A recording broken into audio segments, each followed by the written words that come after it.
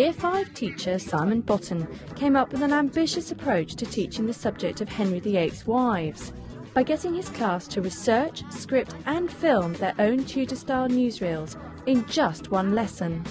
Anne weeping with her father and he the caption which Henry gave them. But just how effective was this method of teaching history? In this programme, Simon reflects on how he thought it went, as do two history experts. Dr. Penelope Harnett is Principal Lecturer in Primary Education at the University of the West of England. And Dr. Michael Riley is a Senior Lecturer in History at Bath Spa University College. So what will our experts be looking for in Simon's lesson? History is about inquiring communication. I hope that I'm going to see children who've had their curiosity fired, really. It should be fun, so I hope I see children who are enjoying the lesson and enjoying finding out about history. But it should also be hard, and I hope I see children who are having their minds stretched and are thinking hard about the complexity, really, of history. As it's a history lesson, I'm hoping that I'm going to see lots of inquiries. I'm hoping that I'll see Simon asking some questions, but also encouraging children to ask questions and to find answers to them. I'm hoping that he'll have thought of ways in which he can employ a range of sources so the children are not just being told things but have the opportunity to look up things as well. And I'm hoping I'll hear quite a lot of talk, children listening to each other, because I think that's how a good way of how children learn. Your news broadcast is going to be on the day after whatever happened to that wife has happened. So if Anne Boleyn's had her head chopped off, it's on the 19th of May, you're on the 20th of May, telling the nation. We're going to have various roles. We're going to have a director. That director is the person who's in charge of making sure everybody in your team is doing their job. It's interesting with teaching, isn't it? Because the explanation is really clear here. And maybe what I want to see, though, is a more pupil participation at this point, really, yes, to check their understanding, to elicit some examples of what they're meant to be doing from them. I was going through my attic the other day, and I just happened to find a Tudor newsreel. What are the chances of that? It's a bit grainy. It's not very long. It must have been a relative of mine, I think, because there are certain similarities. On the Battle of Bosworth. This will give you an idea as to the sort of tone you need to do when you're doing your news broadcast. So, here is a Tudor newsreel. I hope it's in the right place. Today, on the 21st of August, 1485, grave things are happening in Bosworth Field. It's interesting that a lot of the time when children sometimes struggle with a task, it's because they can't visualise what a good one looks like, isn't it? And here Simon is presenting them with a model of the kind of thing that they should be presenting in literally 1 minute. And it's extraordinary the trouble he's taken to do that, to kind of dress up in silly costume and put makeup on and be filmed. But that's going to really help the children see what kind of thing they themselves should be producing. Yes, so they actually now they've got a structure for their work, and they've also got some understanding of the end product and where they're going to as well. So there's two key things which have helped structure that lesson. I bid thee good night. So that gives us the idea of what we're aiming for. Yours isn't going to be as polished as that, but it has to have that kind of amount of information. So the first job we've got is research. Every single person in the class should be involved in this. There's enough sheets here for one person to have a sheet each. The other piece of paper you have on your desk is 4 web addresses called Easy, Medium, Hard, and that's to do with the reading on the actual research part of it. The children did quite well with what they had. The problem we have, and often happens, is that children automatically assume books bad, internet good. And a lot of the children wasted quite a bit of time trying to find resources on the internet when there was equally good resources sat in front of them in a book, but because it's on the computer, therefore it must be better. And we try and do a lot of work on breaking down that, because obviously the written resources in many respects are going to be better than the ones they can find on the internet in that short period of time. I was pleased that the way they're actually using books and that fact sheet, and he's also giving them some internet resources here. And the web addresses, he's actually told them which are easy, medium and hard as well. Yes. I think that's really important, because you spend a long time on a very hard website. Yes.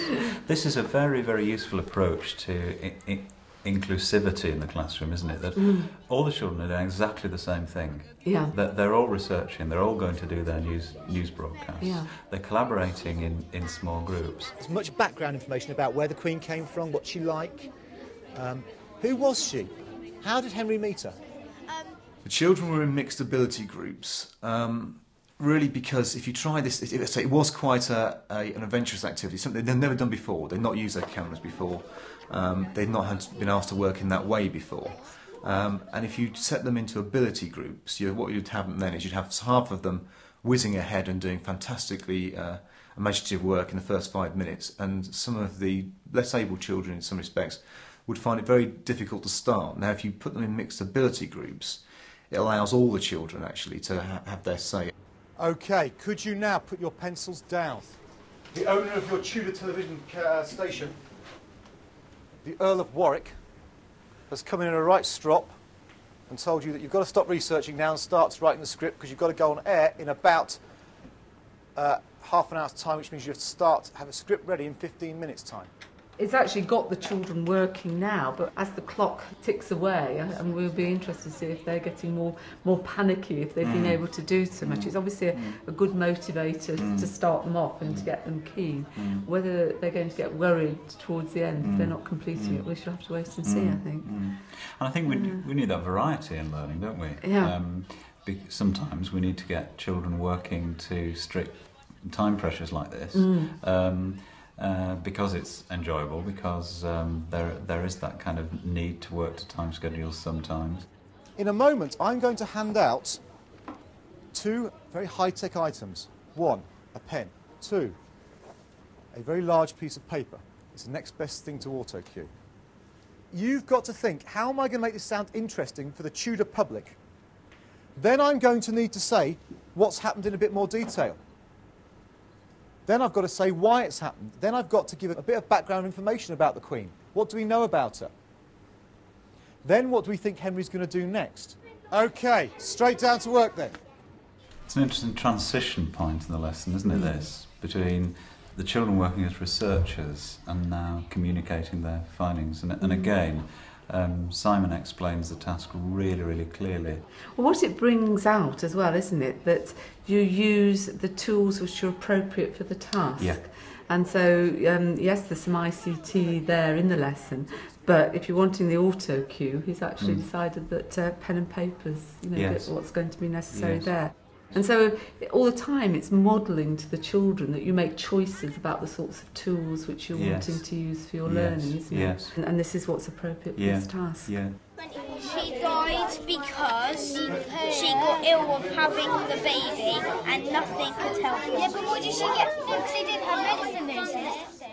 Time to actually start recording our news broadcasts. Now, let me explain a few things about the video cameras. Now, on the front of these cameras is a very small microphone. Now, if the camera person starts talking, then you hear this. Oh, how'd you do this? I need to move. Excuse me. And you don't hear anything else. If you're the camera operator or anyone else stood around, is that you're absolutely silent. Lovely use of humour to explain the task. And it's really reinforcing the technical points about using. And these are fantastic, aren't they? The digital video camera, the cheap digital video cameras that the children can use in groups. This group, you just go outside that door there, please. Could this group here, would you like to just work outside that door?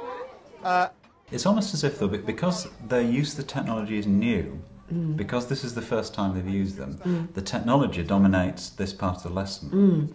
The history's completely gone out of the window at this point.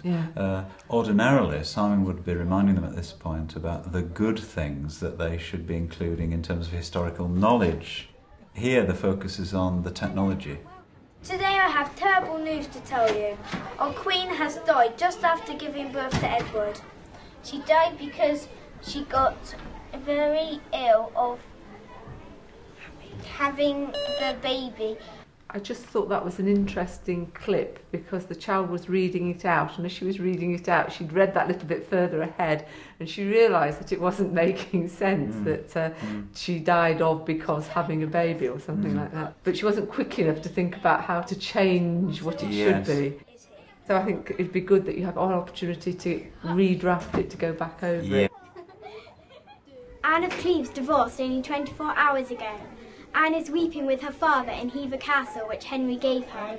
The reason why this marriage has ended is because Henry found the picture more beautiful than Anne in reality.